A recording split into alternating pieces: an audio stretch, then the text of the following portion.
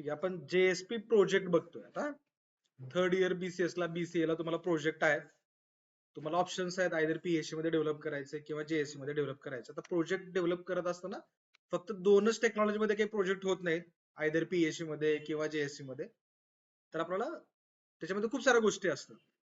आपण आता जे बघतोय, आपण जरी म्हणत असलो की मी जेएसपी मध्ये प्रोजेक्ट डेव्हलप करणार आहे किंवा आपण जेएससी मध्ये प्रोजेक्ट डेव्हलप करणार आहोत, तर जेएसपी फक्त ही एक स्क्रिप्टिंग बॅकएंड लँग्वेज आहे.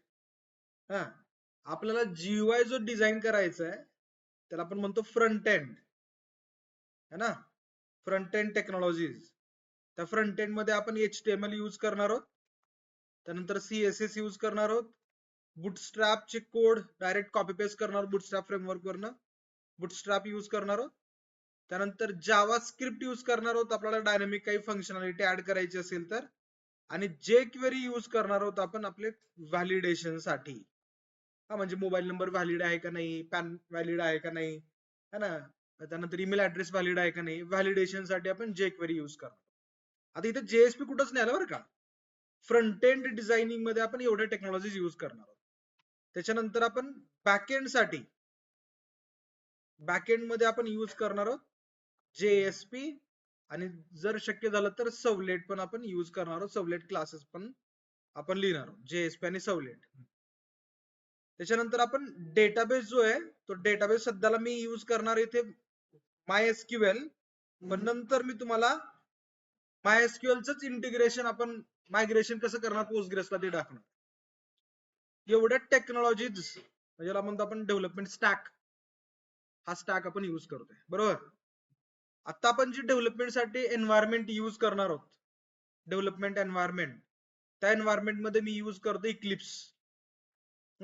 हे सगळे सॉफ्टवेअर वगैरे पण मी तुम्हाला त्याची लिंक पाठवतो, त्याच्यावरनं डाउनलोड करून सेटअप करायचे. आपण इक्लिप्स IDE यूज करणार आहोत. इक्लिप्स मध्ये सगळे इंटिग्रेटेड असणार आहे. मी MySQL यूज करतो, MySQL ची जी लिंकिंग साठी जी जार फाईल वगैरे असणार आहे ते सगळे त्याच्यातच असणार आहे. आणि मी प्युअर डेव्हलपमेंट करतो विंडोजवर, लक्षपूर्वक ऐका. पण BCS च्या मुलांना सगळ्यांना डेव्हलपमेंट किंवा फायनल प्रोजेक्ट जो एक्झिक्यूट करून दाखवायचा आहे तो लिनक्स मध्ये दाखवायचा आहे. मी करतोय लिनक्स विंडोज वरती, पण मी तुम्हाला फायनल माझा प्रोजेक्ट रेडी झाला की मायग्रेट कसं करायचं लिनक्स मध्ये ते मी तुम्हाला सगळ्यांना करून देईन किंवा दाखवेन.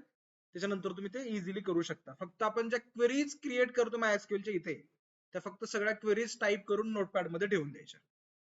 आलं लक्षात. म्हणजे त्याच क्वेरीज आपण नंतर पोस्टग्रेस मध्ये कॉपी पेस्ट करून नंतर आपला project as it is run होईल. आता मी लगेच लिनक्स वरती एक्झिक्यूट करून दाखवत नाही, कारण स्लो स्पीडने माझं लिनक्स चालतं. म्हणजे मी व्हर्च्युअल मशीन मध्ये लिनक्स लोड करणार, व्हर्च्युअल मशीन विंडोज मध्ये व्हर्च्युअल मशीन एक्झिक्यूट होणार, तर वेळ जाईल आपला. त्यामुळे मी इथे इक्लिप्स यूज करतोय, इंटेलिजंट IDE आहे, त्यामुळे आपल्याला फास्ट प्रोजेक्ट डेव्हलप करता येईल. ठीक आहे, कळलंय. बॅकएंड, फ्रंट एंड, डेटाबेस काय यूज करणार सगळं. पोस्टग्रेस पण आपण नंतर मायग्रेट करणार आहोत बरं का. PostgreSQL मध्ये आपण नंतर मायग्रेट करणार आहोत. क्वेरीज बदलत नाहीत, फक्त माझी एक कनेक्शनची फाईल चेंज होणार आहे. त्या कनेक्शनच्या फाईल मध्ये कनेक्शन जी स्ट्रिंग जी मी लोड करेल ती सगळीकडे नंतर मला प्रत्येक फाईल मध्ये यूज करायची, इन्क्लूड करायची. ठीक आहे, हा आपला टेक्नॉलॉजी स्टॅक असेल. हा, आता आपण